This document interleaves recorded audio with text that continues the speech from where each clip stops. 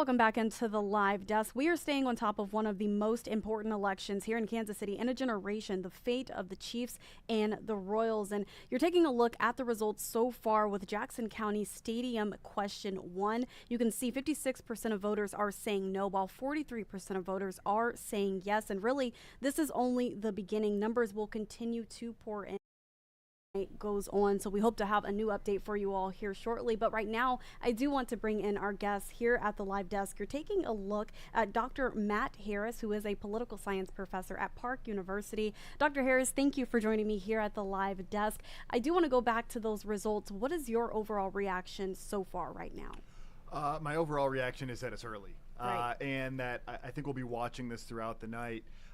It's an election where it's obviously been pretty contentious. Looking at what poll workers and election officials have suggested about turnout, it's going to be very high for an April local election. And so I think given the turnout, given that polling has suggested it could be close, we could be in for a decently long night. And I'm interested to see some of those splits as well. What does a vote look like in eastern Jackson County versus what it looks like in KC-Mo? So that's one of the things I'll be looking for as these numbers roll in. Right. And I know, like you said, it has been for this election, and we spoke to KCTV5's Betsy Webster earlier, and she said she saw a steady flow of people coming into the independence polling area for families wanting to just cast their votes. Now, as far as the messaging in the campaigns, we know that this has been an ongoing debate over the past few weeks, the past months, to be quite frank. What do you believe worked on both sides of the aisle for the yes campaign as well as for the no campaign? You know, I think that it was clear that the Yes campaign was running, at least to a certain extent, on fear and the idea that you don't want to lose the Royals and the Chiefs to somewhere else. And so I guess as we watch the results roll in, we'll see how effective that was. I think the messaging on the Yes side and with some of the details on things like the community benefits agreement, on even things like will Oak Street remain open when the new Royal Stadium opens? We heard last week John Sherman say that it would, but didn't really see any details, and it looks like from the renderings that it's right on top of Oak Street. So I feel like the Yes campaign, things came together in the last few months. There are a lot of questions that people still have about the details, and it seems like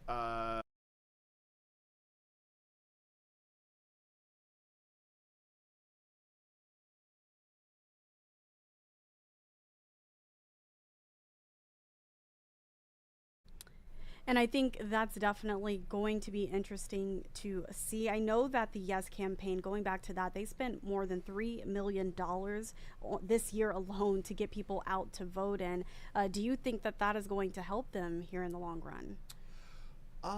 You know, I guess we'll have to see. We'll see in the next couple of hours how effective their messaging was. Certainly, they spent a lot of money.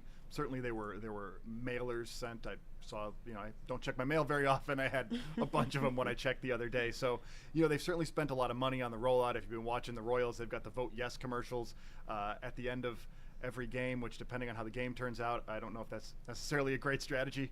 You just watch the Royals lose, and it's like vote yes. But they've certainly spent a lot of money. They've you know, driven this message. Like I said, I think there was sort of a strong message about we don't want to lose these teams, maybe at the expense of some details. And we'll see, you know, as the votes come in, what voters thought about that, because ultimately this is one of those times where there's direct democracy, where it's turned directly to the voters and they get a chance to have their voice heard. And, you know, we are still hearing from the voters. We're taking a look at the comments that are coming in on our live stream currently. And, you know, we've heard from several different people within the Jackson County area just within the past few weeks, and just a few of their concerns. Some say that they believe that this is being pushed on them with little information. I know you kind of touched on that. And their current lease, as far as the Royals are concerned, is in effect until 2031. So really, they have some time to kind of figure things out if this does not pass tonight. Is that correct? Yeah, and so I think if this doesn't pass, the question that's going to be before both the Chiefs and the Royals would be, what are the next steps? And what makes that kind of interesting as a political question is the geographic location of Kansas City metro area, right? We're across a state line, so you've got not just the state of Missouri, you've got the state of Kansas. So would these teams look to Wyandotte County? Would they look to Johnson County? Would they look to Platte or Clay County?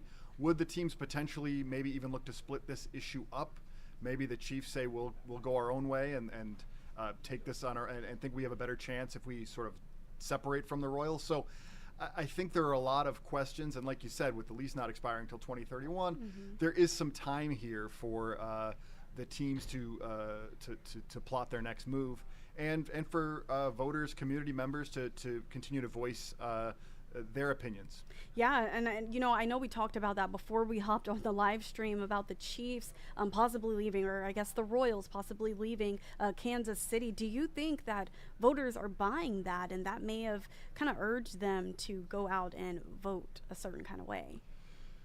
Yeah, I mean, I think that's something that that certainly looking at polling that we've seen, it looked like it was going to be very close, and so. Yeah, do voters believe that threat that the teams could potentially leave, or do voters think that, well, if it's not going to be Jackson County, it'll be some other place in the metro area?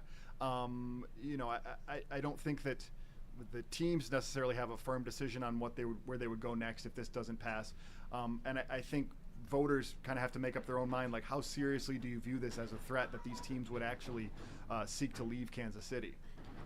And we are still following the latest. I know we just turned to our website, kctv5.com, where we currently have the latest election results. But like I said, this is only the beginning, and we are just getting started. The polls closed at 7 p.m., so we will still see numbers pouring in as the hour goes by. It's only 8:08 right now, so just an hour since polls closed. But, before we log off, Dr. Harris, as we wait for those results to come in, I do want to ask you just your final reaction. What else would you like to add?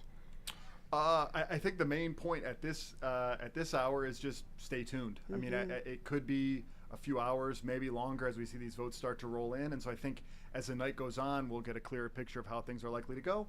And then as the days go on after tonight, we'll get a clearer sense of what the next steps will be for the teams and for the community. For sure. I do want to leave our viewers again with what we're seeing. So far right now, you can see the Jackson County Stadium question so far is still sitting at 56% with no and 43% with yes, and we are still tracking the latest. So we'll hop right back here on the live desk as new developments come in to the KCTV5 newsroom.